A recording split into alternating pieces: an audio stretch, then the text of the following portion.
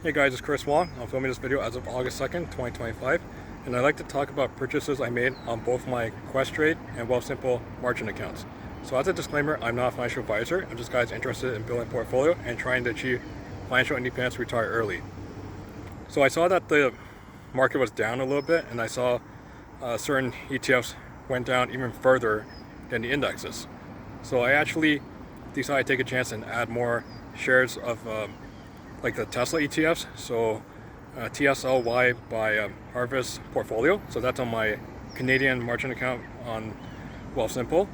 I also decided to add shares of MSII or MST, which is MicroStrategy.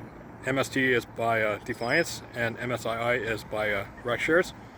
I add more shares on my Wealthsimple account and my Questrade account. And I decided to add shares of COII, which is the Coinbase Weekly Paying ETF by RecShares.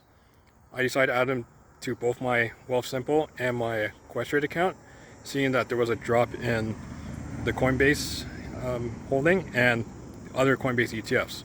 I almost thought about adding to Coney for YieldMax, but I actually prefer the weekly paying dividends.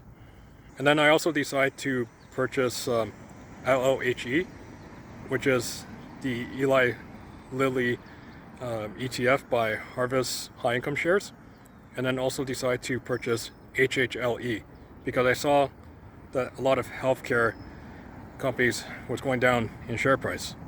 So I didn't know what else to purchase on my portfolio, and I want to still keep it safe and still keep a reasonable amount of buying power available, just in case I need to withdraw money to pay my expenses, or just because the market goes down further and I want to take advantage of other opportunities. I made all my purchases during my lunch break while I was at work, so I did whatever I could to try to access my accounts while I was eating lunch and try to take advantage of the opportunities. Now, did I get everything at the lowest price possible? I don't know. I don't even know the market's going to go down further or the market's going to pick back up. I actually purchased more shares of YSPY, which is the Granite Shares yield boost based on the S&P 500. It seemed to drop a bit harder than the other S&P 500 holdings that I do have. And this morning, I did a more thorough check on the indexes. Like, I actually checked the VOO, I checked HYLD, and I was checking the news.